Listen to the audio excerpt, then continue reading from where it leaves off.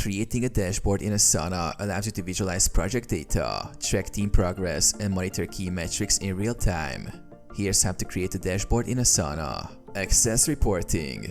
Log into your Asana account and navigate to your workspace or project. On the left sidebar, click on the Reporting tab, which gives you access to creating and viewing dashboards. Create a new dashboard. Click on Create Report or Create Dashboard. You can choose to track tasks, projects, or custom data. Asana offers templates for popular reports, or you can create one from scratch. Select metrics. Choose the metrics you want to display on the dashboard.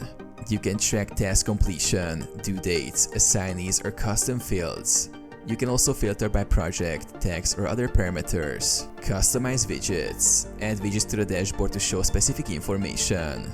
Widgets can include task progress charts, workload views, or project timelines. Customize how you want your widgets to display by choosing between bar charts, pie charts, lists, or tables. Save and share.